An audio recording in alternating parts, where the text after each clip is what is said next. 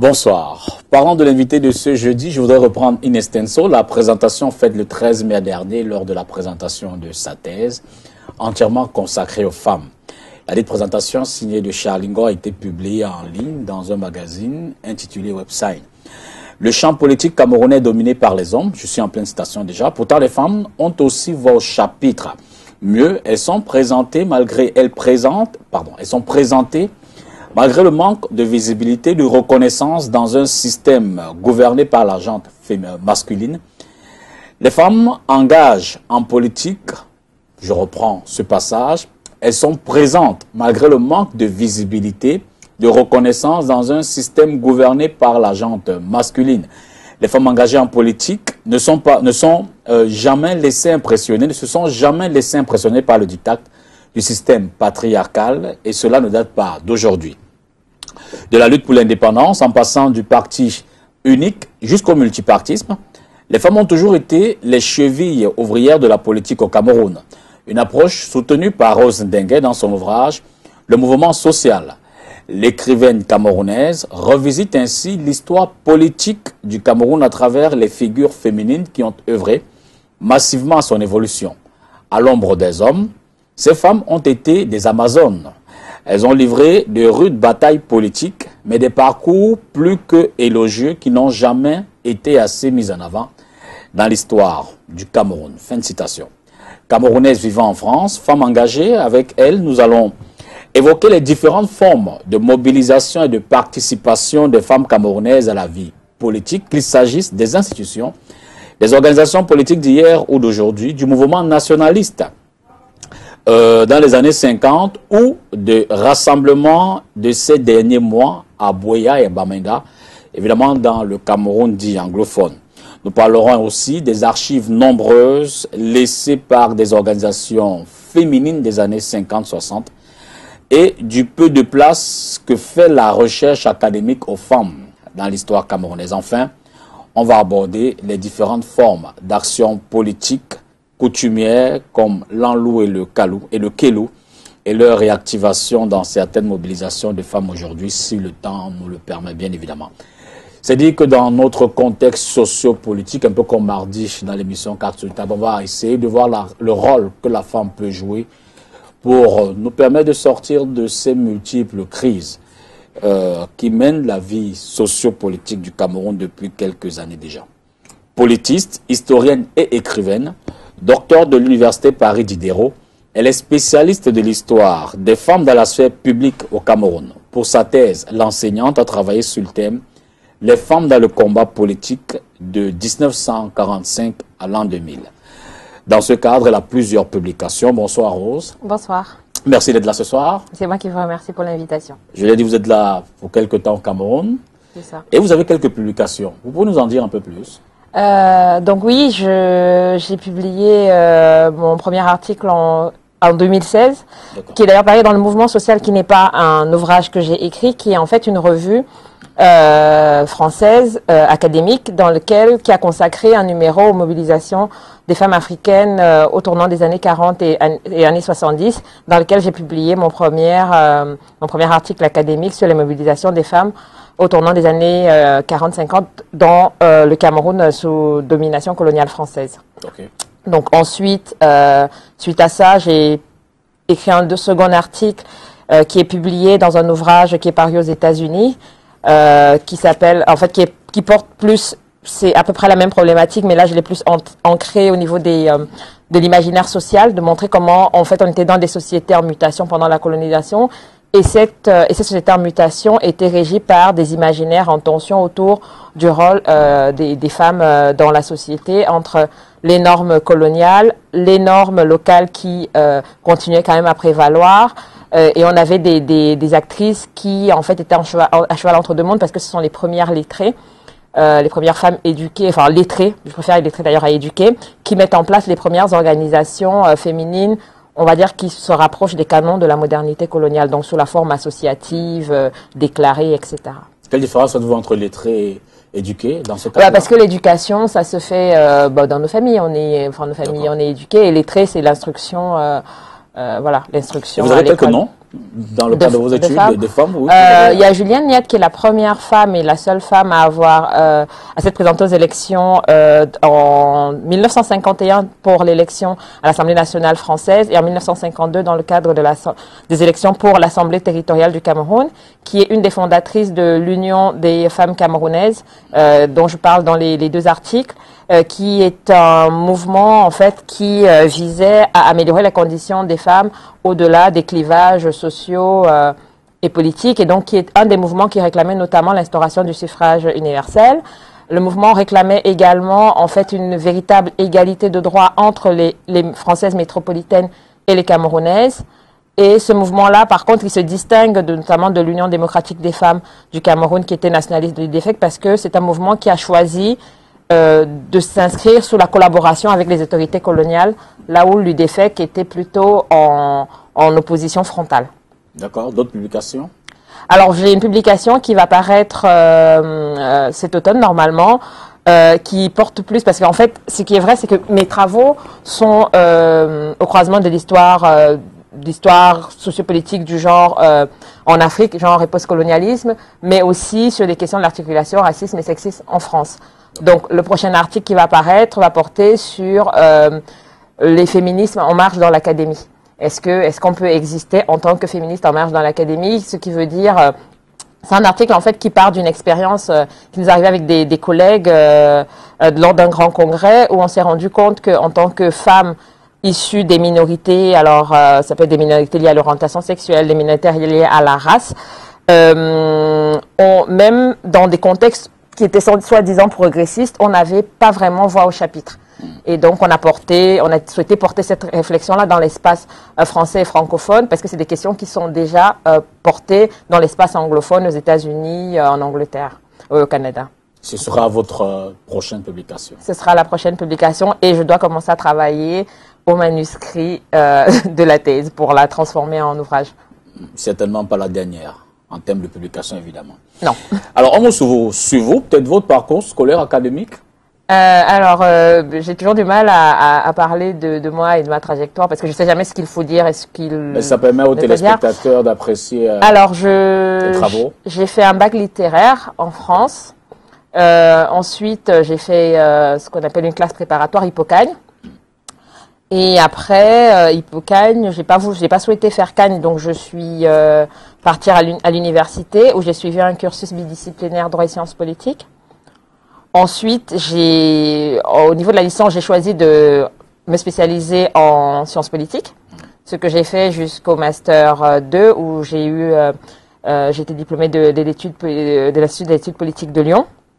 Et après, je suis revenue pour terminer, parce que j'aime pas trop les choses inachevées, donc j'ai quand même terminé du coup ma licence de droit public, pendant que je cherchais un directeur ou une directrice de thèse. Et du coup, j'ai commencé une thèse en histoire en 2010.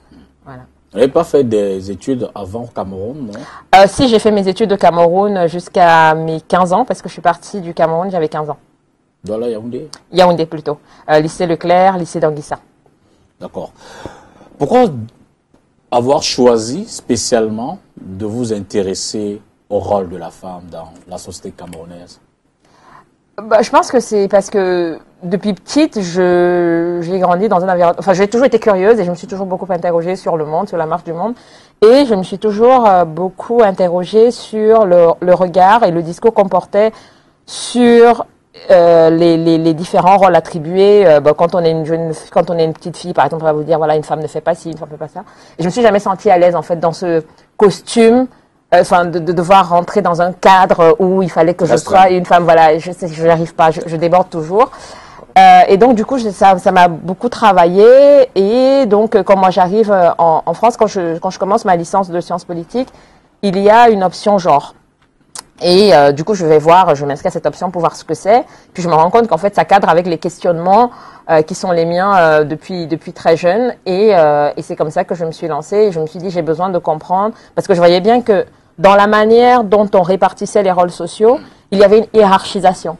Donc en réalité, vous êtes révolté du rôle que la société accordait à la femme. Vous vous êtes dit, c'est trop petit, Il en faut plus ou alors elle doit davantage s'épanouir, davantage s'intégrer, Ben, en fait, je pense avoir les que premières places? je pense que c'est déjà d'abord lié vraiment, enfin, je crois qu'on fait vraiment aussi la recherche vraiment par rapport à ses propres névroses. Je pense que c'est vraiment lié à moi, c'est-à-dire que concrètement, je sentais bien que le cadre dans lequel on souhaitait me mettre n'était pas pour moi, c'était pas un cadre qui me correspondait.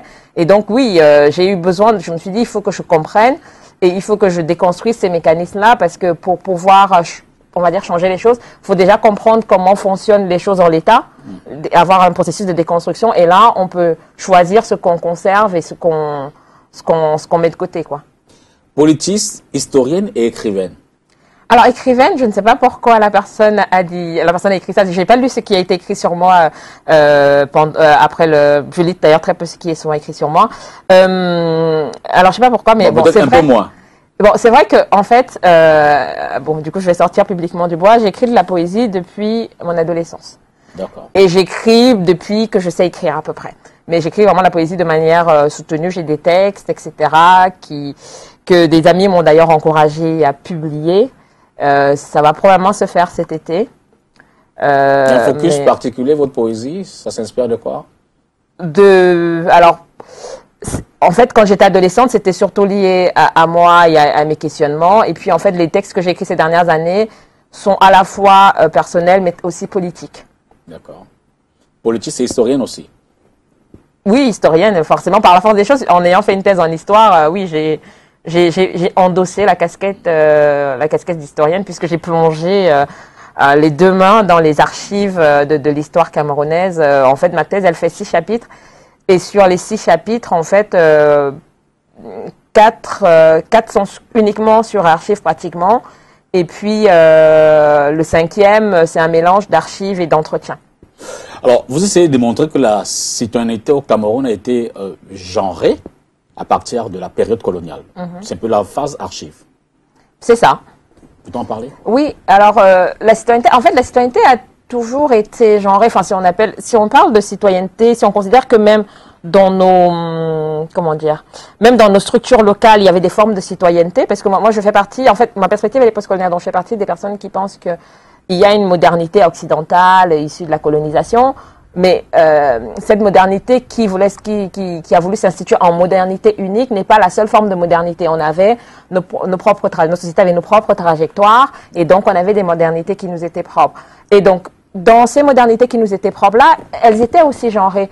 Ce que la colonisation bouscule, c'est la manière dont elle décide de hiérarchiser et d'exclure un certain nombre de catégories sociales de la citoyenneté, dont majoritairement les femmes.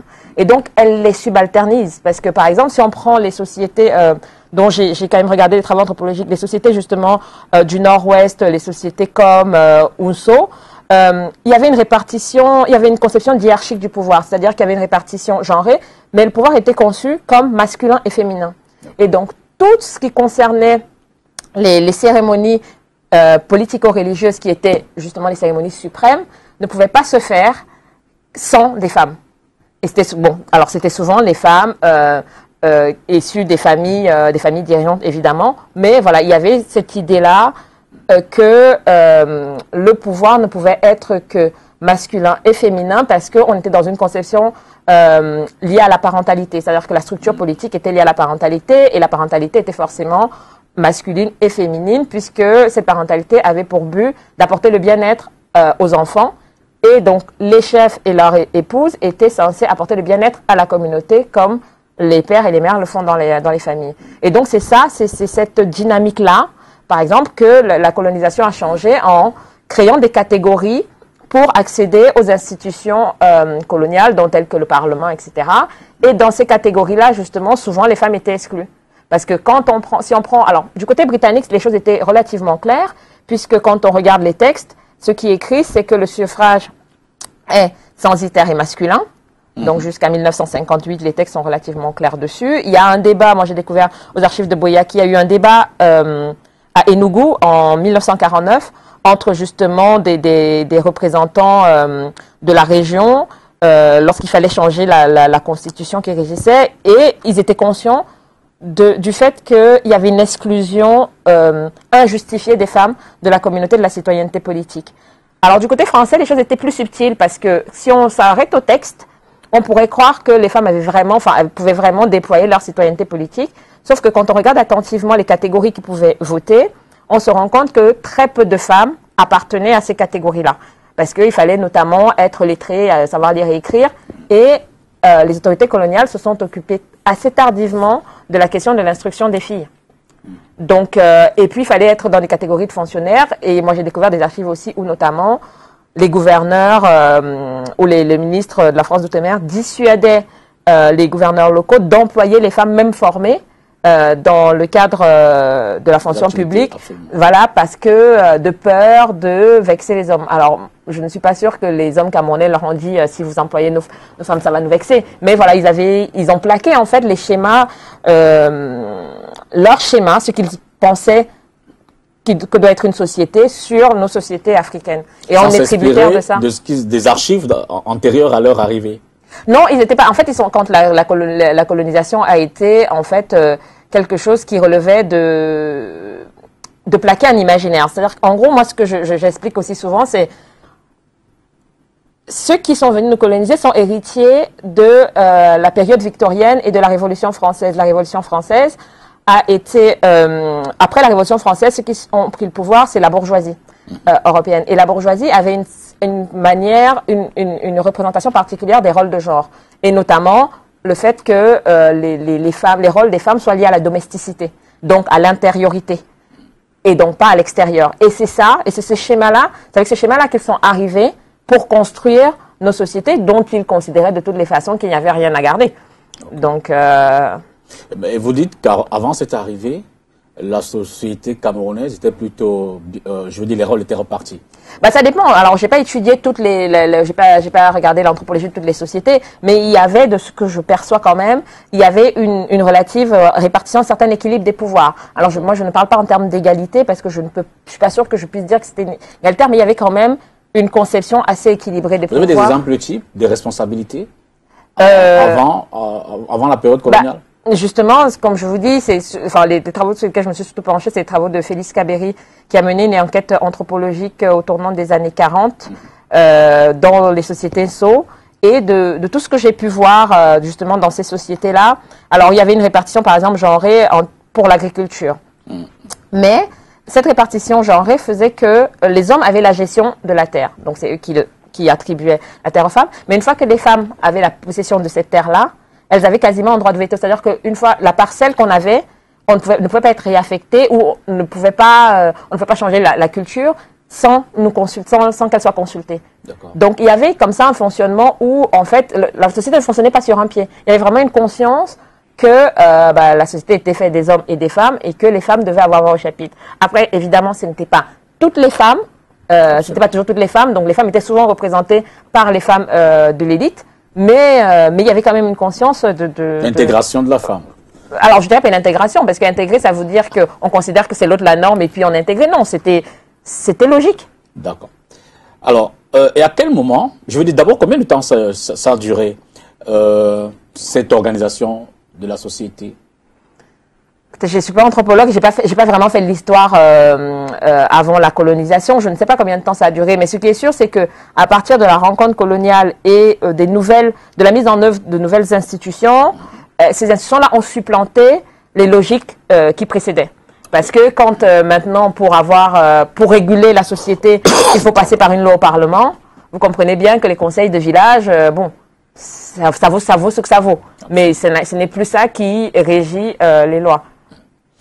Alors, la période coloniale arrive, vous dites, la femme, elle a un rôle, je dis, moins fréquent que la période antérieure. Oui, c'est là dans l'espace politique. En fait, la période coloniale est conçue pour exclure. Alors déjà, en fait, ce qu'il faut comprendre, c'est que pendant la période coloniale, la citoyenneté est faite par et dans l'exclusion. Donc, le but de cette citoyenneté politique qui est mis en place, c'est d'exclure le maximum des colonisés. Femmes compris. Alors, c'est juste que les femmes, en fait, sont les plus exclues parce que elles, c'est pratiquement l'ensemble de la catégorie femme. Mais la citoyenneté coloniale exclut aussi beaucoup d'hommes.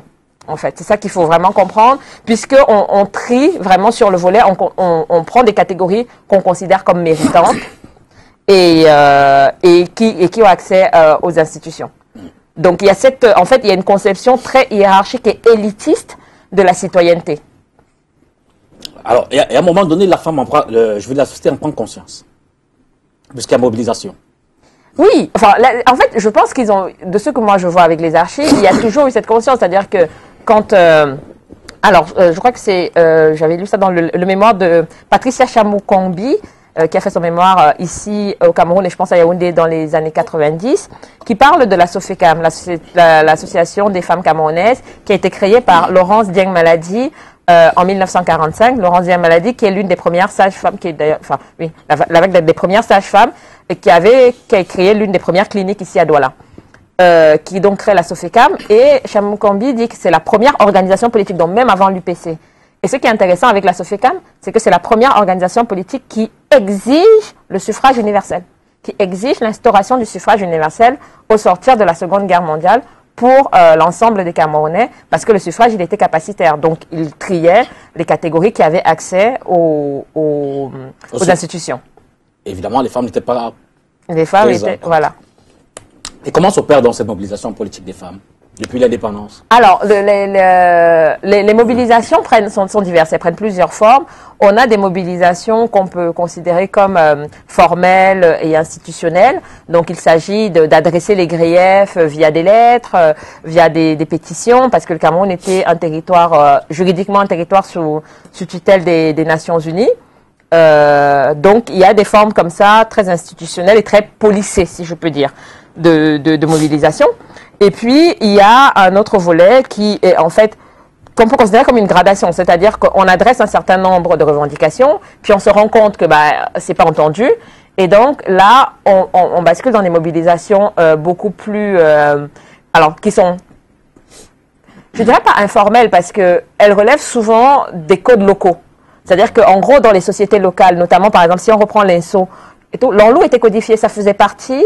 C'était un mode protestataire qui était codifié dans la société INSO. Quand les femmes étaient en colère, elles mettaient en place l'enlou. Tout le monde le savait. Enfin, je veux dire, c'était pas... Ça se manifestait comment, pratiquement? Alors, l'enlou, l'idée, c'était de mettre un terme à l'ordre social habituel tel qu'il est. Et c'est l'ordre social de l'enlou qui prévalait. Okay. Et donc, l'ordre social de l'enlou était fait de manifestations, de sitting, de chants, de danse. Alors, de chants qui ostracisaient le ou les coupables de l'offense à l'égard des femmes. C'était fait aussi, par exemple, l'enlou de 58 a été fait aussi d'expéditions punitives, notamment un cadre du KNC, C.K. Bartolomeo, a eu... et donc, elle considère que le KNDP qui entend, quand elles font leur récrimination sur le fait qu'il faut absolument abroger ces mesures et qui leur fait comprendre, les leaders du KNDP leur font comprendre que non, ils comprennent leur situation. Donc, elles ont, pendant qu'elles faisaient l'enlou, pendant les chants, elles ont mobilisé pour voter pour le KNDP, sachant que c'était la première fois que les femmes avaient accès au droit de vote à cette période-là. Donc, c'est les femmes qui ont fait gagner à travers l'enlou. À cette époque-là, l'enlou, c'était quelque chose d'impressionnant. C'est-à-dire que dans ces régions-là, quand il y avait l'enlou, tout le monde était vraiment... la vie s'arrêtait, on peut dire. Voilà, la vie s'arrêtait et on suivait l'enlou. Donc, elles ont mené campagne durant l'enlou pour le KNDP, qui a gagné les élections. Donc, si elles n'avaient pas mené campagne, c'est pas sûr que le KNDP aurait gagné ces élections-là. Avec le temps,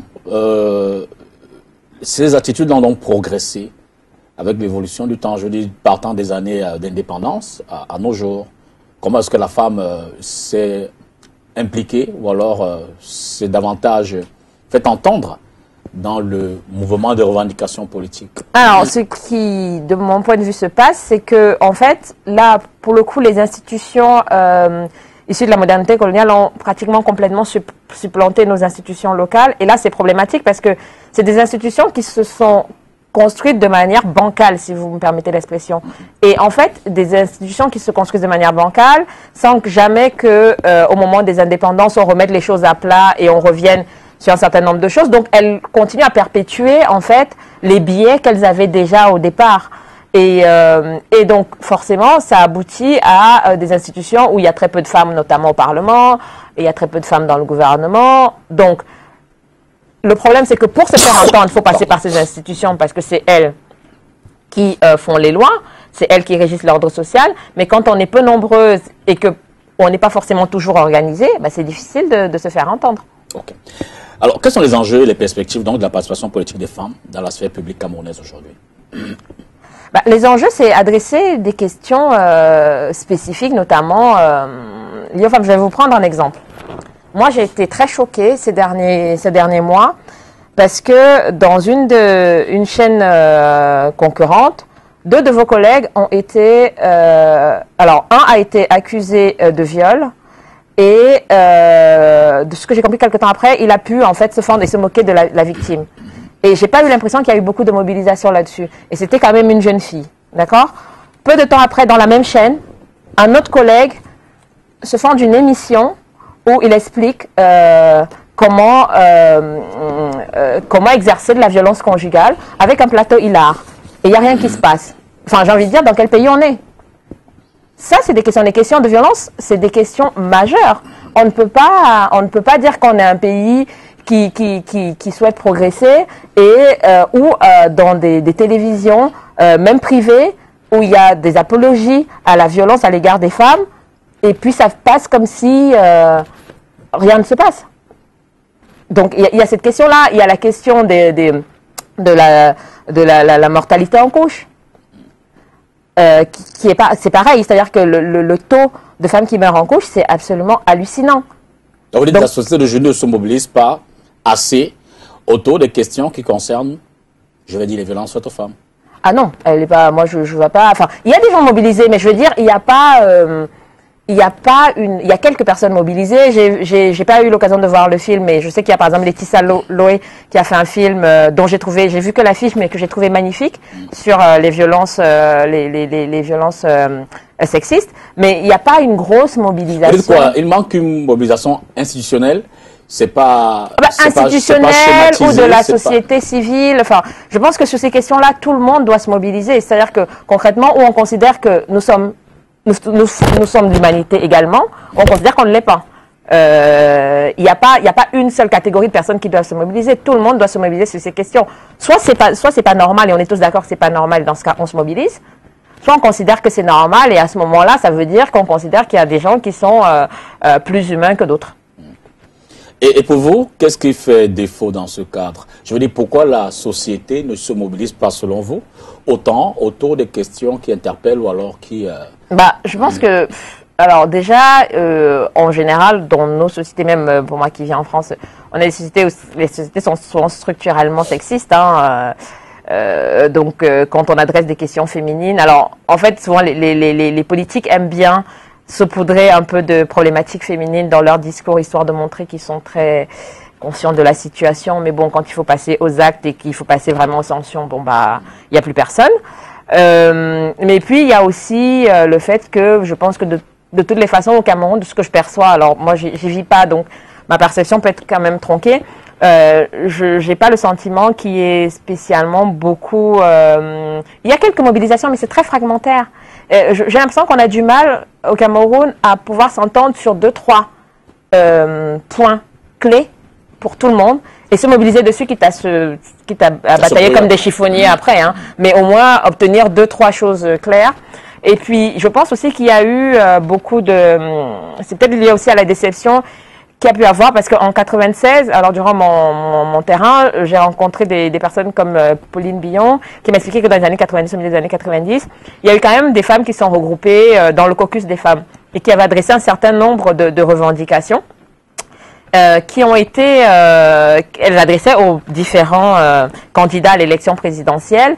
Et de ce qu'elle m'a dit, donc ces revendications avaient été récupérées par l'actuel président qui était candidat, avec la promesse que une fois élu, ce qui était préconisé dans le cahier des charges du caucus des femmes, dont le code de la famille. Absolument.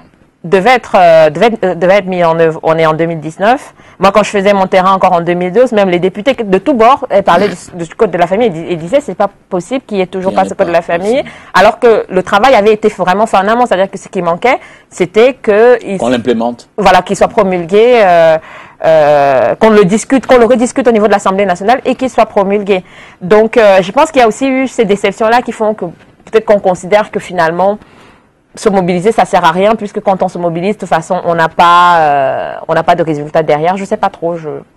Alors, en termes de perspective de participation des femmes politiques, peut-être aujourd'hui, je le relevais tout à l'heure, comme la situation sociopolitique semble un peu tendue, est-ce que les femmes ont, je veux dire, suffisamment d'espace, suffisamment de, je ne veux pas dire de cran, pour ne pas non plus être considérée comme féministe.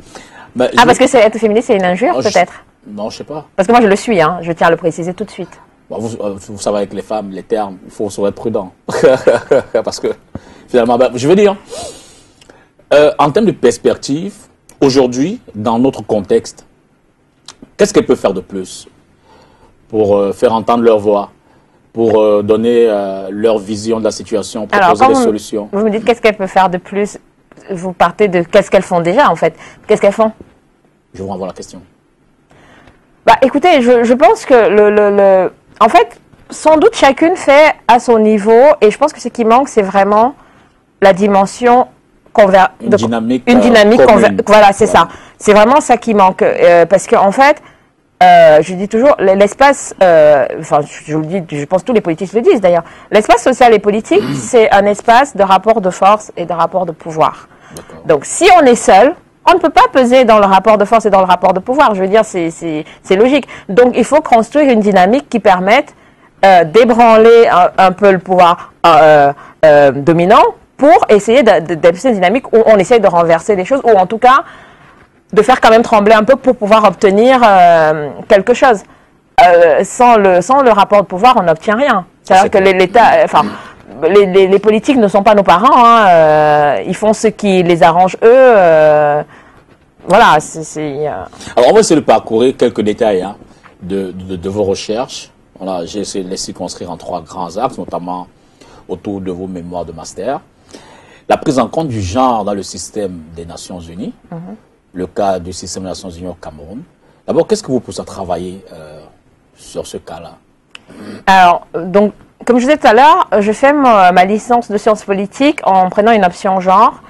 Et du coup, l'option genre que je prends, je travaille beaucoup plus sur les problématiques de genre liées aux femmes occidentales. D'accord. Moi, je suis une femme africaine. Donc, j'ai besoin de comprendre... J'ai failli dire quoi que parti plus très tôt. Oui, je suis hybride, mais je suis foncièrement française dans certains points et foncièrement africaine et camerounaise sur plein de points. Vous avez suffisamment d'arguments pour trouver...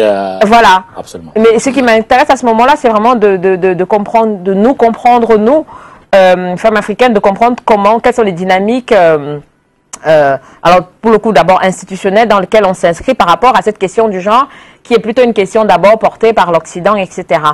Et donc, je me dis, travailler sur les Nations Unies, parce que j'avais eu l'occasion de pouvoir faire un stage, et j'avais le choix, en fait, en Master 1, entre faire un stage et du coup m'orienter vers un Master professionnel, et faire un mémoire et m'orienter vers un Master recherche.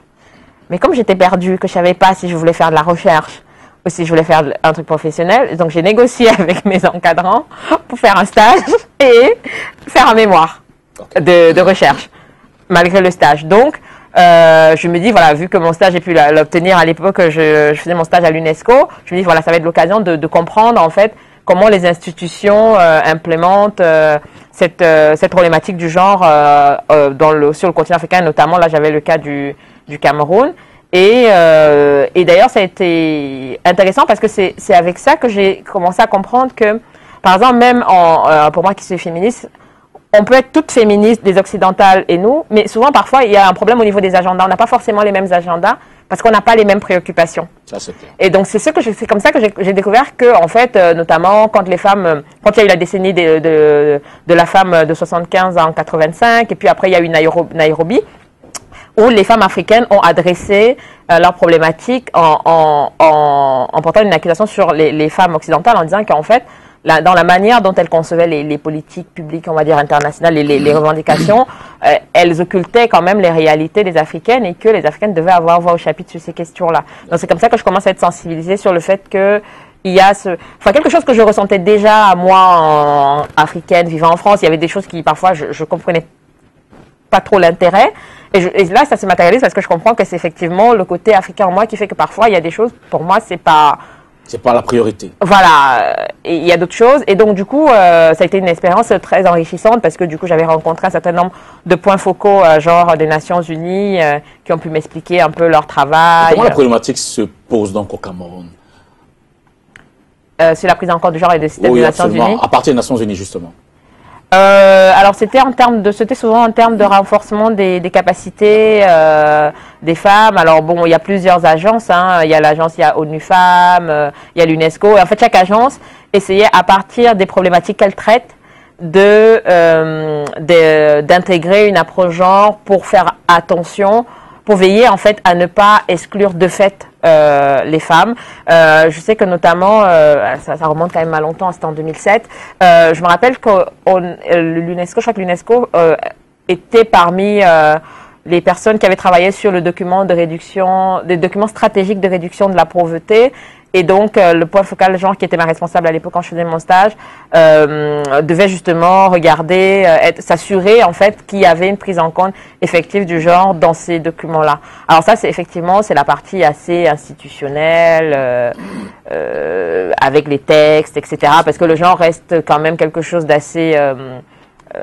sur le plan international, ça reste quelque chose d'assez porteur. C'est quelque chose auquel on invite la plupart des États. Donc, c'était intéressant de voir ce niveau institutionnel-là, mais en fait, assez vite, pour mon Master 2, j'ai quand même basculé plus vers la question des mobilisations, parce qu'en fait, ça permet de comprendre le rapport des subalternes aux normes. Okay. Parce qu'il y a les institutions, il y a ce qu'elles disent, et puis il y a comment les personnes ordinaires, ou pas, voilà, les appréhendent, les habitent ces normes-là ou décident de les contester. Et en fait, travailler sur les mobilisations permet de comprendre en fait les failles des normes, là où ça coince en fait. Absolument. Est-ce que vous avez pu apprécier l'impact donc de ces initiatives des Nations Unies sur le cas du Cameroun? Est-ce que ça apportait un plus, peut-être dans la mobilisation, dans l'intégration, dans une meilleure prise en compte des femmes dans le quotidien, notamment politique? Alors là, c'est vraiment ça. Alors déjà, ma perspective, c'était pas forcément, enfin, j'ai pas pu. C'était plus vraiment très institutionnel de comprendre comment ça fonctionnait, ce qu'elle faisait, etc. Bon, j'avais assisté dans le cadre de mon stage à plein d'ateliers de formation sur le genre qui étaient dispensés par des personnes du personnel des Nations Unies, ou en tout cas que le système commandait pour un certain nombre d'acteurs et d'actrices politiques ou du développement. Mais en fait, je pense que quand on est au niveau des institutions, les institutions n'invitent pas forcément à la mobilisation. Okay. Les institutions n'invitent pas à la mobilisation parce que la mobilisation, c'est quand même déstabilisant. C'est pas... Il peut être évidemment indexé comme étant complice de... Je pense que voilà, déjà en plus dans le système des Nations Unies, ils ne vont pas inviter à la mobilisation. Ou en tout cas, s'ils invitent à la mobilisation, ça va être une mobilisation très formelle, donc au niveau faire des courriers, des trucs comme ça, qui est une forme de mobilisation, mais en fait, ce qui fait souvent bouger les lignes dans les sociétés, c'est pas les courriers qu'on envoie. Alors, le deuxième sujet que je voudrais qu'on aborde, c'est votre mémoire de Master 2. Entre le sexe et la race, le féminisme indigène aux prises avec les questions identitaires. C'est quoi la problématique de fond? Alors, la problématique de fond, c'est que je travaille sur un groupe particulier très très restreint qui s'appelle les féministes indigènes et qui sont toutes des femmes issues de l'immigration, comme on dit en France, dont non blanches. Et qui adresse au féminisme majoritaire, donc mainstream on dira, qui est le féminisme blanc, un certain nombre de questions. C'est-à-dire qu'il dit à ce féminisme-là, votre féminisme est oppressant pour nous, parce que votre féminisme ne tient pas en compte de nos réalités. Et nos réalités sont postcoloniales, c'est-à-dire que jusqu'aujourd'hui, on continue à être héritière des effets néfastes de la domination coloniale. On est héritière pourquoi? Parce que nos parents, par exemple, qui ont immigré, pour ceux dont les parents avaient immigré, sont toujours réduits à la subalternité.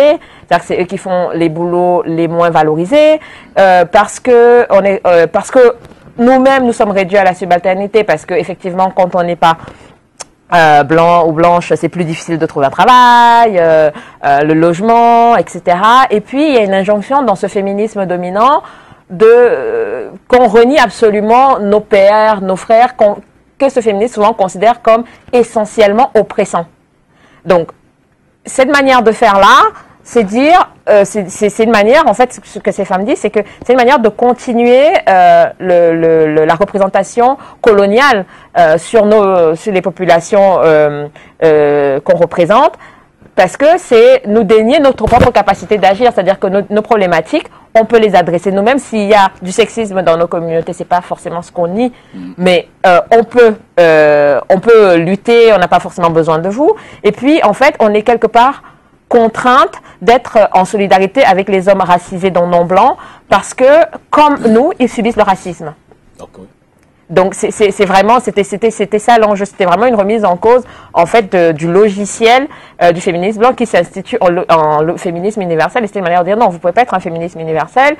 Il y a d'autres formes de féminisme liées à des réalités particulières. Okay. Et ne pas le voir, c'est quand même perpétuer une vision colonialiste, universaliste, qui veut lisser tout le monde, alors qu'on sait très bien que de manière très concrète, dans la vie de tous les jours, le fait d'être noir, le fait d'être arabe ou le fait d'être chinois en contexte occidental n'est pas anodin. Et le féminisme indigène, comme vous le dites, comment est-ce qu'il s'exprime? Comment est-ce qu'on peut... quelles sont ses caractéristiques? Comment vous l'identifiez? Alors c'est elle qui moi j'ai repris, à partir notamment du Master 2, ce que j'ai fait dans mes travaux, c'est toujours, moi je prends au sérieux les acteurs et les actrices que j'étudie, donc j'explicite ce qu'ils disent, leur discours et tout ça, mais je prends au sérieux leur discours. Donc féministe indigène, ça c'est pas ma qualification, c'est comme ça qu'elle se qualifie. Et c'est comme je disais tout à l'heure, c'est-à-dire que la spécificité c'était de dire, il faut articuler la lutte contre le racisme à la lutte contre le sexisme. Et que si on n'articule pas les deux, à un moment donné, c'est problématique. Et que quand on l'articule, ça veut dire que parfois, effectivement, quand on n'est pas une femme blanche, on peut se retrouver à lutter en solidarité sur le plan de l'antiracisme avec des hommes. Mais ça ne veut pas dire qu'on nie le fait que des hommes noirs ou arabes ou je sais pas quoi peuvent nous oppresser. Mais sur la question du racisme, on a une solidarité de fait avec les hommes non blancs en contexte occidental. Et ça ne nous empêche pas d'être féministes, c'est ce que ces personnes ont dit, ça ne nous empêche pas d'être féministes et d'adresser les questions de sexisme aussi bien à l'égard de la société occidentale blanche qu'à l'intérieur de nos propres communautés. Mais on veut exprimer ce féminisme-là comme on pense être le mieux pour nous. C'est un féministe, par exemple, aussi, qui, sur la question du voile, je ne sais pas si vous êtes au courant, il y a tout un débat, voilà. Sur la question du voile, dit le corps des femmes appartient aux femmes. Donc, une femme veut se voiler, tant mieux pour elle, elle ne veut pas se voiler. C'est-à-dire qu'on n'est pas là pour imposer un code vestimentaire aux femmes. Et vous faites un lien, donc, entre la première et le premier thème de mémoire et le second? Oui, parce que le lien que moi je fais, c'est comment le premier m'ouvre l'esprit au fait que on peut être toutes mobilisées sur la question des droits des femmes, mais on n'a pas les mêmes agendas parce qu'on n'a pas la même histoire. Et donc les problématiques ne sont pas les mêmes. Okay. Et donc ça ouvre vraiment ma perspective là-dedans. Alors pour la petite histoire, mon mémoire de Master 2, en fait, a changé. Au début, je voulais travailler sur un mouvement féministe au Cameroun, et c'était en 2008, et puis il y a eu des mobilisations politiques en février, au moment où j'étais censée arriver. Et comme la situation était tendue et qu'on ne savait pas trop comment ça allait tourner et tout ça, machin, donc l'équipe encadrante de Sciences Po Lyon, on se réunit et ils me disent, bon bah, qu'est-ce que vous faites? On est peut-être d'avis que vaut mieux, voilà. Et puis moi, en fait, aussi, j'étais d'accord avec eux parce que je me suis dit, bon, avec tout ce qui se passe, même si ça se calme, je me voyais mal aller parler à des femmes qui ont peut-être perdu leurs enfants durant la mobilisation. De mes recherches, il y avait quelque chose d'assez indécent là-dedans. Donc, du coup, je me suis dit, non, il faut que je réoriente ma recherche. Et comme je voulais toujours rester sur des problématiques qui concernent, on va dire, nos communautés, en faisant quelques recherches, je suis tombée sur ce groupe féministe-là et je me suis dit, ah tiens, c'est intéressant qu'elles reprennent ce qui était un stigmate indigène pour en faire quelque chose pour en faire un outil de lutte. Ok. Alors, le sujet de thèse, là c'est en histoire, je le cite, Femmes, sphère publique et pouvoir politique postcolonial. Le cas du Cameroun 1945-2010. On fait le même exercice. Ici, la problématique? La problématique, c'est de dire... Alors, la problématique, c'est de dire la citoyenneté qu'on connaît aujourd'hui, qui est une citoyenneté notamment électorale, a été construite à partir de 1945. Et c'est donc d'essayer de comprendre comment les femmes se sont déployées dans cette citoyenneté qui a été construite. C'est-à-dire comment elle a été d'abord construite et comment les femmes se sont déployées dans cette citoyenneté. Avec l'hypothèse qui est que les institutions coloniales, en tout cas, tout ce qui concerne la colonisation n'a pas disparu. Tout l'imaginaire colonial n'a pas disparu avec les indépendances, mais c'est juste reconfiguré. Et donc c'est mieux adapté à l'évolution. Voilà. Et donc que la société, que ce qu'on constate aujourd'hui de la marginalisation, notamment politique des femmes, est un résultat d'un long processus historique qui commence avec cette histoire de la citoyenneté coloniale. Okay. Et l'embauche, c'est comment? Je dis, le début, ça prend son ancrage. Vous dites au niveau de la colonie, mais ça se manifeste comment, cette marginalisation de la femme? Ça se manifeste quand les autorités britanniques décident que la citoyenneté dans les territoires, la partie anglophone dépendait du Nigeria, et donc décident que la citoyenneté, notamment électorale, est censitaire et masculine. Donc c'est très clair, censitaire et masculine, ça veut dire qu'il n'y a pas de femmes. Bon, et donc, ça ne veut pas dire que tous les hommes votent, parce que censitaire, ça veut dire qu'un certain nombre, et puis pour avoir accès à certaines institutions, il y a tout un mécanisme aussi de notabilité, il faut être chef, etc. Donc, ça exclut une bonne partie des femmes, des hommes, et parmi ces hommes-là, des jeunes. Ça a été notamment l'un des enjeux dans la partie anglophone, au tournant des années 40-50, de la nouvelle élite intellectuelle et sociale masculine dans ces territoires-là, qui se sont battus pour essayer d'étendre au maximum le cadre de la citoyenneté. Et au niveau du territoire sous domination française, ça passe par une citoyenneté capacitaire où, parmi les capacitaires, on trouve des personnes lettrées, des chasseurs, des commerçants, etc. En fait, tout un certain nombre de catégories dans lesquelles il y a peu ou pas de femmes du tout. Et donc, à un moment donné, on se rend compte qu'il y a les textes. Alors, au niveau britannique, c'est quand même assez clair. Les Britanniques sont assez comme ça. Ils sont assez clairs souvent sur un certain nombre de choses.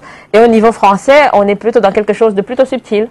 C'est-à-dire qu'il faut, au-delà des catégories qu'on regarde, il faut regarder qui c'est qui compose ces catégories pour comprendre qu'il n'y a pas de femmes. Okay. Et ça, j'ai pu le comprendre notamment parce que, par exemple, en 1951, les autorités coloniales françaises décident d'étendre un peu le périmètre de la citoyenneté électorale en ouvrant la possibilité du droit de vote et d'éligibilité à un certain nombre de nouvelles catégories. Et parmi ces catégories, il y a les femmes mères de 2 enfants nés ou morts pour la France. Sauf que quand je tombe sur une archive, donc on se dit ah bah à cette époque-là, les femmes peut-être faisaient des enfants relativement jeunes, donc ça élargit l'assiette des personnes qui participent. Sauf que là-dessus, pendant qu'on entend cette réflexion, je tombe sur une archive de l'UFC, l'Union des femmes camerounaises, qui adresse une pétition aux Nations Unies en expliquant qu'elles exigent que les autorités coloniales françaises mettent en place le suffrage universel parce que notamment le décret qui devait être promulgué pour l'application de l'extension du droit de suffrage a été promulgué avec beaucoup de retard, de sorte que la plupart des femmes n'ont pas pu s'inscrire sur les listes électorales. Et elles disent même dans l'archive que, elles soupçonnent les autorités d'avoir fait exprès. Donc, il y a une exclusion comme ça de droit. Après, il y a des exclusions beaucoup plus subtiles qui passent par la manipulation aussi. Et tout ça, c'est toujours dans le même objectif. Hein. C'est conserver le pouvoir et conserver le regard sur qui peut avoir accès. En éloignant au maximum la femme. Ouais, les femmes, parce que de toutes les façons, elles sont considérées comme plutôt liées à la domesticité. Donc, plutôt, elles sont considérées comme des personnes qui doivent être plutôt à l'intérieur. Parce qu'elles n'auraient pas, a priori, de capacité politique. Et c'est en cela que vous concluez que l'accès au suffrage universel pour toutes les femmes camerounaises en 1958 ne va pas forcément avec une plus grande représentation dans l'espace politique. Bah oui, parce qu'en fait, il y a une sédimentation comme ça de la marginalisation où c'est pas parce que, en fait, ça montre que, et c'est vrai pour tout un nombre de sujets, ce n'est pas parce que tout d'un coup, on décide de dire, allez, on va être inclusif, que l'inclusion se fait de manière pratique. pour que ce qu'on décide sur un texte soit implémenté, il faut comprendre les mécanismes qui ont abouti à l'exclusion. Et il faut vraiment les détricoter, et c'est vraiment un travail, c'est pas un texte qui change les choses, c'est vraiment tout le travail. C'est pas le décret qui change les comportements. C'est ça. Alors, je voudrais prendre quelques temps forts de l'histoire, effectivement, du Cameroun, puisque nous sommes en pleine crise dite anglophone, et essayer d'interroger à travers vos recherches le rôle ou alors le degré d'implication, si oui, de la femme, ou sinon, comment est-ce qu'elle s'est comportée. D'abord, la période de 1961. Évidemment, vous savez que c'est la période de lien entre les deux Cameroun. Quelle a été la place, le rôle des femmes à ce moment précis-là, d'après vos recherches? Ok. Alors, sur cette période, il y a par exemple Marie-Reine Gampette-Billon, qui est une des cofondatrices de l'UDFEC dont j'ai parlé tout à l'heure, qui est plutôt le mouvement nationaliste, qui a été aux Nations Unies pour adresser la question de la réunification déjà en rappelant que le mouvement nationaliste avait demandé une réunification avant l'indépendance. Nationaliste, c'est-à-dire l'UPC. Voilà. Enfin, non, pas l'UPC seulement. L'UPC, l'UDFEC. Non, oui, parce qu'il faut aussi arrêter avec cette narration androcentrée du nationalisme. C'est-à-dire que tout ce que les femmes ont fait pour que ce soit les leaders ou les militants nationalistes n'apparaît pas dans l'histoire. C'est elles qui se mobilisaient, qui faisaient des sittings devant les commissariats pour qu'ils soient libérés quand ils étaient emprisonnés. C'est elles qui montaient des cotisations pour payer leurs avocats. Donc ça, je veux dire, leur contribution n'est pas négligeable. C'est pas quelque chose qu'on peut mettre en autre de bas de page. Elle est très peu connue. Exactement. Donc vraiment, donc c'est là quand je dis le mouvement nationaliste, moi, j'entends l'UPC, l'UDFEC et la JDC, qui étaient vraiment tous les trois mobilisés. Et même peut-être l'Union des syndicats confédérés du Cameroun, l'USCC, qui était alliée au mouvement. Et donc, elle va à l'ONU pour adresser cette problématique parce que il y avait justement ce contentieux avec la partie du Northern Cameroun qui avait basculé au niveau du Nigeria et c'était un résultat que les acteurs et les actrices de l'époque jugeaient contestable et pensaient qu'il y avait eu un certain nombre de manipulations. Donc il y a notamment Marie-Reine Gampette-Billon qui va vraiment au front dessus. Il faut dire qu'à l'époque, elle est quand même relativement soutenue par le régime Ahidjo en place. Dont ça sert les intérêts parce que absolument. Concrètement, voilà, il souhaitait aussi que cette partie revienne au Cameroun. Donc il y a cette partie-là. Après, il y a, alors là, on parle par rapport à ma recherche. Durant cette période, il y a les femmes, les femmes proches de l'élite dirigeante de cette région-là qui essaient de mettre en place un espace public féminin dans lequel elles essayent de produire des discours pour encourager les femmes à participer à la construction de la nation en cours, alors par leur contribution. Alors, et ce qui est intéressant, c'est que là où le parti unique restreint vraiment drastiquement le rôle des femmes et le dépolitise et le restreint vraiment à la question domestique, elles l'étendent un peu en demandant aux femmes d'investir les autres champs, de pas se limiter au champ domestique, d'investir le travail à l'extérieur, d'investir tout un certain nombre de champs afin de contribuer, elle aussi, le champ économique, afin de contribuer, elle aussi, à la construction de la nation. Et souvent, d'ailleurs, ce qui est intéressant, c'est que dans leur discours, elles rappellent aux femmes que n'oubliez pas que c'est grâce à nous que le Cameroun est réunifié. Et cette référence-là rappelle en fait l'Anlou. Donc, il y a ce type de mobilisation qui est mis en place. Et je parlais tout à l'heure de Marie-Reine Gampette-Billon. Elle cofonde aussi avec d'autres le CNFC, le collectif national des femmes camerounaises, au début des années 60, qui a pour but d'être un collectif autonome pour porter les voix féminines de manière autonome. Autonome, c'est-à-dire distincte des canaux politiques et du régime en place. Bon, évidemment, on était en pleine période de fermeture de l'espace social et politique avec la tendance de l'UNC à vouloir concentrer toutes les dynamiques sociales et politiques pour former un parti unique.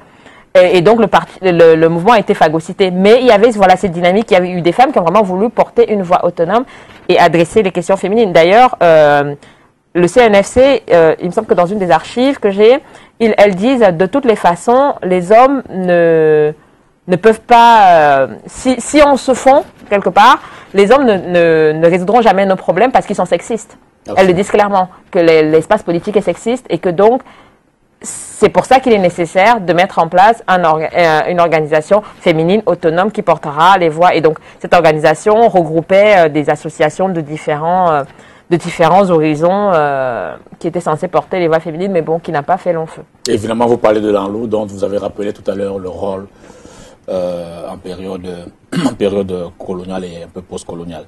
Alors, on était en 61, et puis il y a eu 72, également les femmes. Est-ce que à ce moment-là, elles ont eu voix au chapitre? Je ne sais pas si les femmes ont eu voix au chapitre en 72. Il y a eu un référendum et on va dire qu'à partir du moment où on peut considérer que les femmes votaient, elles ont eu voix au chapitre. En fait, la question, c'est aussi la question du système. Dans quel type de système on était? Quand on est dans un système autoritaire, est-ce que quand on vote, on a vraiment voix au chapitre? Vous voyez ce que je veux dire? C'est-à-dire que, est-ce que le vote est vraiment libre? Notamment pendant que on faisait le référendum et tout ça sur cette question de la réunification, on avait toujours la mobilisation clandestine du mouvement nationaliste qui se faisait en France notamment. Et il y a notamment 2 actrices que j'ai étudiées dans ma thèse, à qui j'ai consacré un chapitre, le 5e chapitre de ma thèse, Rose Ndiaye et Elisabeth Mendomo, qui menaient des activités. Parce que ce qu'il faut comprendre aussi, c'est que par exemple, tout ce qui s'est passé durant les années 60, 70, 80 sur le territoire camerounais, malgré son interdiction, le mouvement nationaliste a continué à se mobiliser pour essayer d'accéder au pouvoir pour rectifier le tir, parce qu'en gros, pour ce mouvement-là, tout ce qui était en train de se passer en termes de défaillance était prévisible. Parce qu'ils avaient clairement dit qu'il fallait une réunification avant d'accéder à l'indépendance. Et donc, c'est un mouvement qui a continué à se mobiliser dans la clandestinité en France, parce qu'au Cameroun, c'était pratiquement impossible de le faire. Et donc, il y avait des femmes comme Rose Ndiaye et Elisabeth Mendomo qui étaient mobilisées là-bas, qui ont adhéré à l'UPC Manidem, et qui ont mené leur carrière militante là-bas. Elisabeth Mendomo était ouvrière. C'est très intéressant sa trajectoire parce qu'elle s'est arrêtée au CM2 pour ses études. Elle est née en 1936, je crois.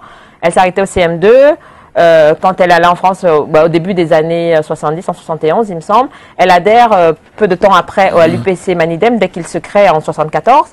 Et elle fait une trajectoire militante, elle gravit les échelons du parti. Et ça montre aussi comment l'engagement, en fait, est aussi une manière de gagner en capacité d'agir et en confiance, parce qu'elle termine dans les années 80-90 en tant que vice-présidente de l'UPC Manidem et de Cap Liberté. C'était une des grandes artisanes des mobilisations qui ont abouti à la réouverture au pluralisme politique au Cameroun. Puis on a Rose Ndiaye qui a une trajectoire haute parce qu'elle va faire des études en France. Elle finit avec un DSS en informatique. C'est l'une des premières personnes spécialiste de la micro-informatique au Cameroun, donc c'est une femme. Et toutes les deux reviennent au milieu des années 80, après que le président Paul Biya ait déclaré sur le perron de l'Élysée qu'on n'aura plus besoin d'aller dans le maquis pour exprimer ses opinions. Donc quelque part, il déclare qu'il abroge le délit d'opinion. Et à ce moment-là, l'UPC Manidem décide d'organiser un contingent de militants et militantes cadres qu'ils envoient au Cameroun pour voir si effectivement c'est vrai. Donc ces personnes arrivent, elles continuent à militer de manière clandestine. Il se trouve qu'en 85, Rose Ndiaye est arrêtée justement, pas Rose Ndiaye, pardon, Elisabeth Mendomo est arrêtée dans le cadre de ses activités militantes et incarcérée pendant près d'un an, je crois 8 mois, et n'est libérée qu'en 86. Donc c'est pour dire que ce n'est pas parce qu'il n'y avait pas de mobilisation forcément visible qu'elle n'existait pas. Il y a vraiment eu une effervescence, une ébullition, mais qui était difficilement visible puisque Rose Ndiaye, elle est arrêtée sur une question de tracts qui ont été distribués à San Mélima. Ils étaient, alors quand elle fait l'entretien avec elle, m'avait dit qu'ils étaient 11 à être détenus à la prison de Kondengui. Elle était la seule femme. Non, elle était la seule femme. 11 activistes. Voilà, 11 activistes, voilà. Et elle a été la seule femme. Donc il y avait des mobilisations, mais c'était assez sourd parce que c'était difficilement faisable en contexte autoritaire au vu et au su de tout le monde. Et puis il y a eu la période des années 90, je ne Ouais. vais pas m'arrêter sur 84, avec la République unique qui devient la République du Cameroun. On Ouais. peut interroger la place de la femme dans ce débat, dans ce... Bah, je sais pas, bah, on peut toujours interroger la place des femmes, mais ce que je dis, c'est pour ça que je dis, par exemple, si on prend rien que le mouvement nationaliste, l'UPC et l'UPC Manidem, c'est-à-dire que la mobilisation a été continue pour dénoncer comment dire, la course en avant vers toujours plus de réunification. En fait, sans jamais vraiment faire une forme d'aggiornamento de de où on en est en fait, Absolument. concrètement. Et donc dans ce mouvement national, il y avait beaucoup de femmes. 90, 2008 et puis à nos jours. Est-ce qu'on peut parler d'une forme de réactivation dans certaines mobilisations des femmes aujourd'hui? C'est inspirant peut-être de Lanlou, comme vous le... Bah, moi, j'ai pas vu, à part effectivement les femmes dont vous parliez tout à l'heure qui ont adressé leurs griefs, notamment en s'asseyant dans les stades avec des pancartes ou en pleurant. Mais pour moi, c'était pas ça l'enlou en fait. L'enlou, c'était beaucoup plus costaud, c'était beaucoup plus violent. Ça participait d'une violence symbolique et d'une violence physique. L'enlou, c'était un véritable répertoire de mobilisation tel qu'on connaît les mobilisations populaires, comme ça peut se passer. Structuration, exactement. Et ce qui est intéressant, c'est que l'enlou, cette manière d'adresser les problèmes par les femmes, on le retrouve chez les Kikuyu, on le retrouve chez les Igbo. Donc c'était vraiment une structuration qui était dans nos structures locales africaines. Absolument. Et dont on savait que ça pouvait peser... Ah mais donc ça pesait, c'est-à-dire que concrètement, quand il y avait l'ordre social de l'enlou, il n'y avait pas un ordre social, puisque comme je vous dis, en 58, quand ils ont voulu persister en ouvrant les écoles, elles sont allées et elles ont sorti les enfants des écoles. Absolument. Et il n'y avait plus école, jusqu'à ce que elles obtiennent ce qu'elles avaient. Mais en fait, ces femmes-là, c'est à la fois exceptionnel et à la fois, pour moi qui suis politiste, normal. C'est-à-dire que les mobilisations, c'est ça. C'est-à-dire que quand on veut créer le rapport de force, ce n'est pas en allant... Voilà, d'inverser la tendance. Ah bah voilà.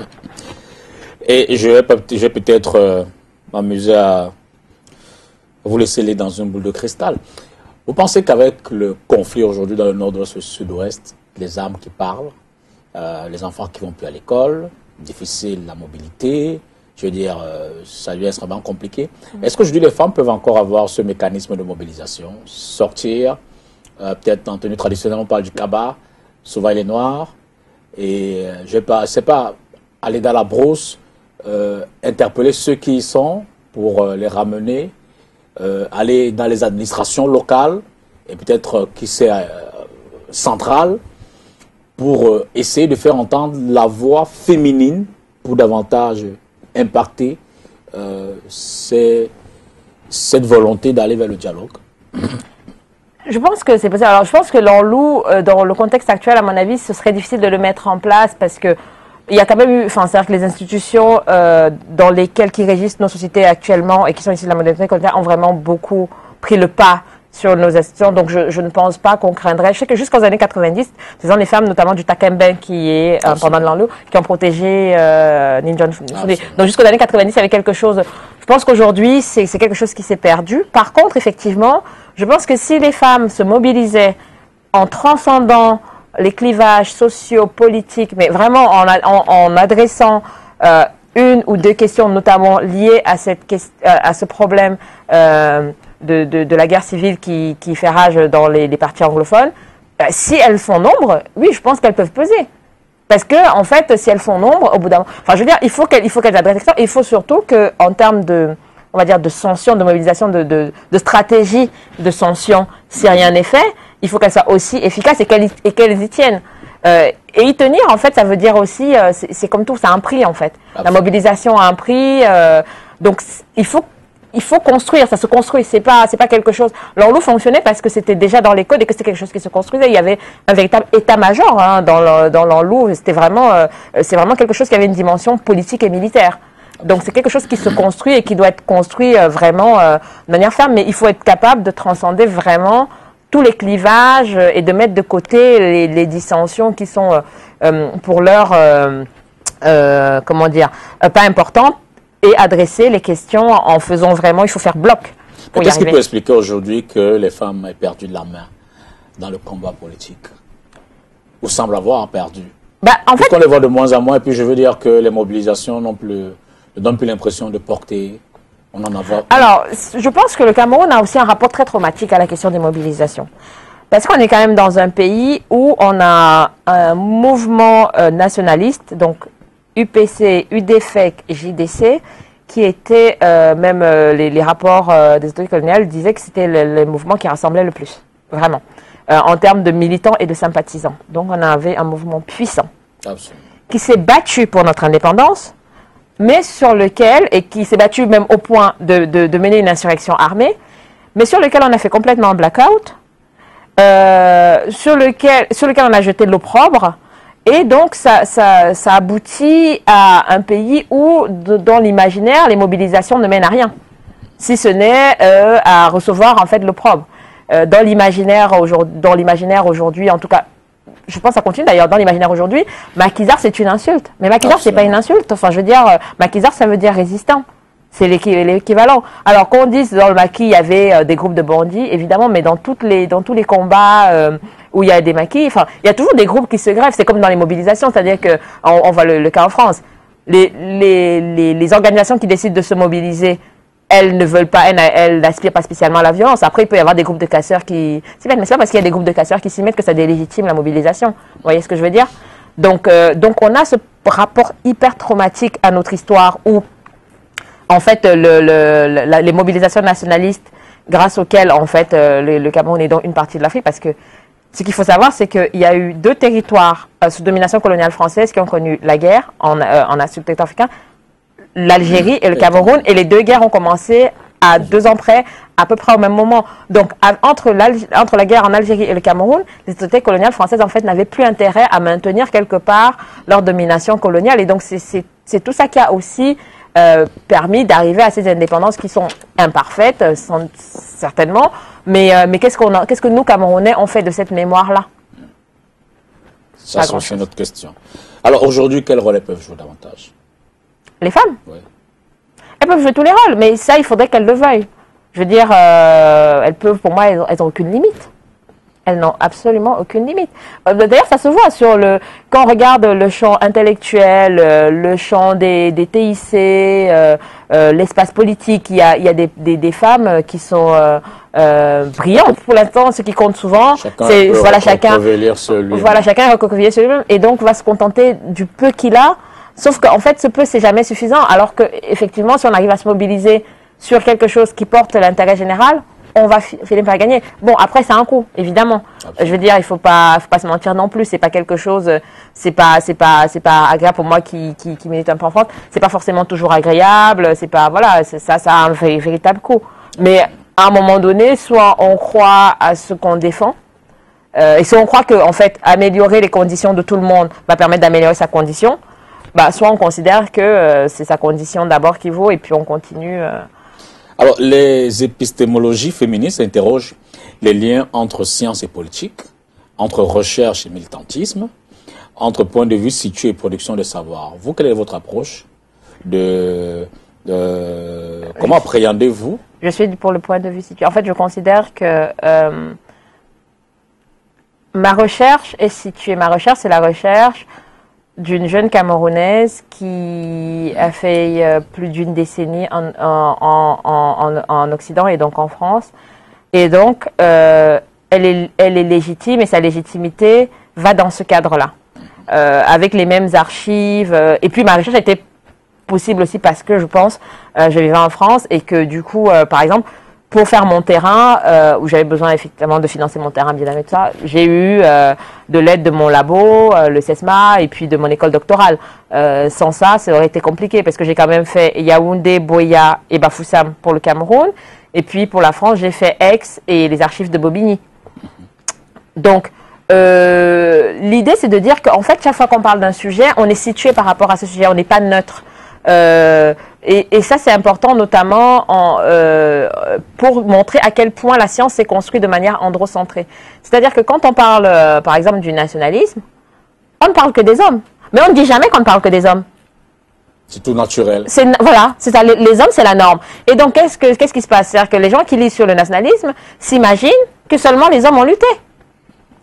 Et donc, c'est pour ça que le point de vue situé... En fait, alors, il y a des gens qui ont du mal avec ça, parce que, évidemment, quand moi, je dis aux gens, mais je suis située, et quand je me situe, je dis, je suis féministe, ça oblige la personne en face à se situer aussi, et à se rendre compte que, bah, en fait, elle n'est pas, enfin, elle est pas neutre, quoi. Absolument.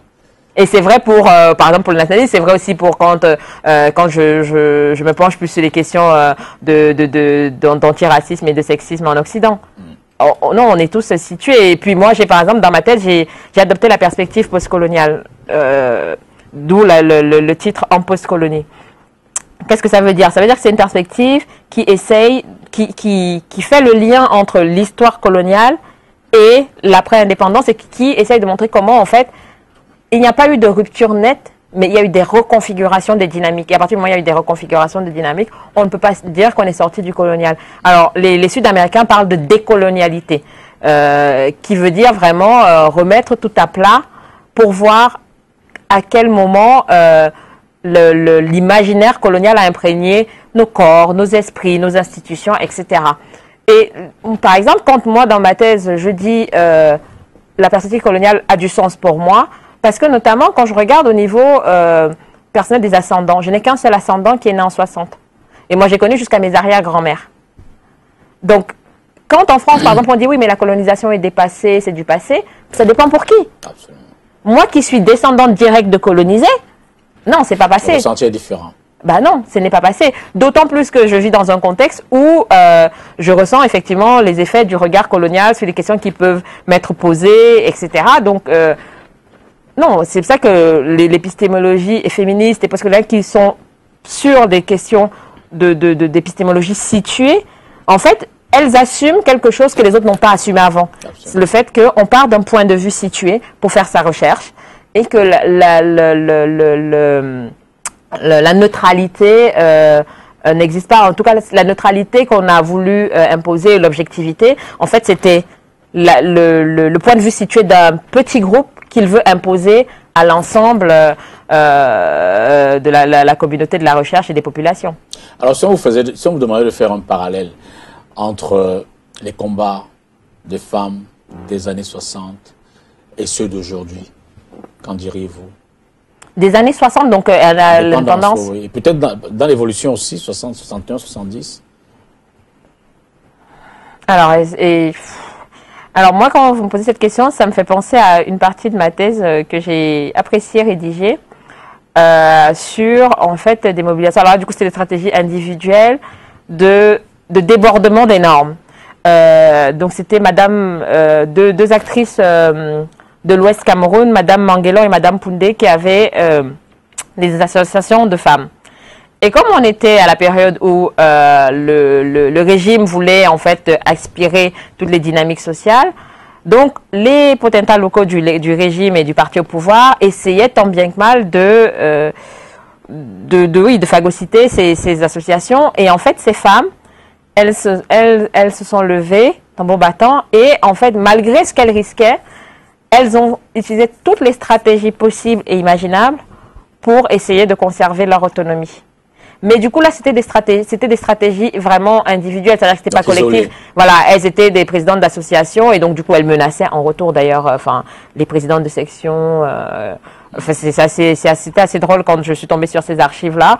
Et je pense qu'aujourd'hui, c'est un peu ça, c'est-à-dire que il y a quelques dynamiques collectives, mais pas suffisamment, comment dire, pas suffisamment, elles ne prennent pas suffisamment, il n'y a pas suffisamment de personnes pour les porter.